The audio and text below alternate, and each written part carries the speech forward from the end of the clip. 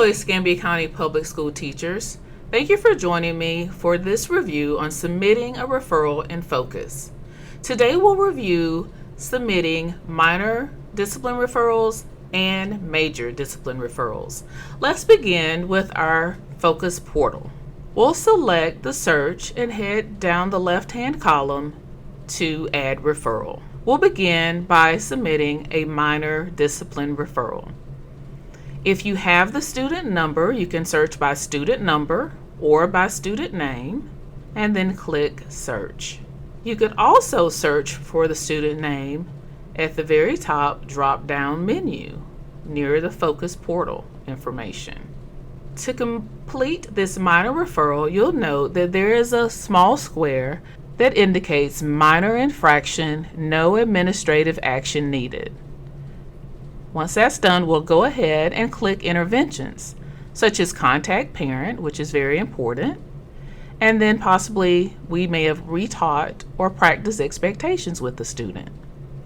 A brief description is required. You want to be very specific with what the student did to warrant this referral. In this case, Karen changed seats 3 times without permission. Students are asked to sit in their assigned seats. You'll note that the areas in red are required, so the next area we'll move to is possible motivation. And we'll select obtained peer attention.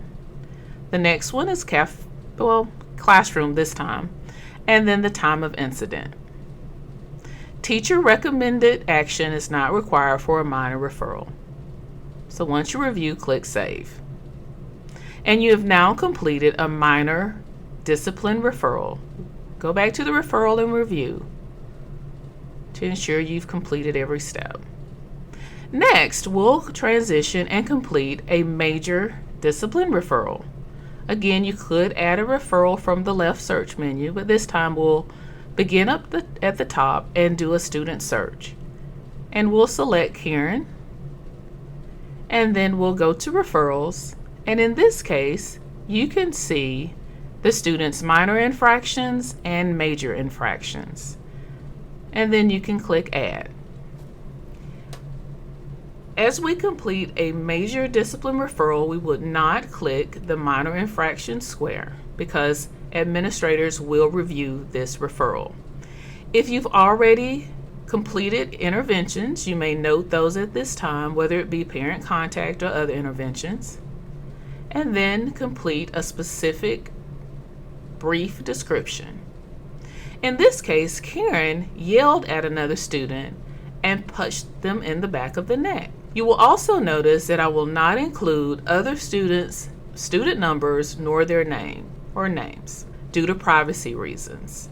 You can reach out to the dean or administration at another time via email or in person with that specific information. Go ahead and complete possible motivation, location, and time of incident. Teacher recommendations can be entered at this time, but are not required. Review and then go ahead and click Save. You have now completed a major office discipline referral. You can go back to the referral and review to ensure that you've completed all portions of the referral. And we'll go back, click out of the student's name and back to our Focus portal. Remember, referrals are a public record and can be subpoenaed at any time. Make sure you provide a detailed description explaining what was said or done to warrant a referral. Also, follow privacy rights. Never include student numbers, and please don't include other students' names. You may refer to those other students as male, female, or student A or B.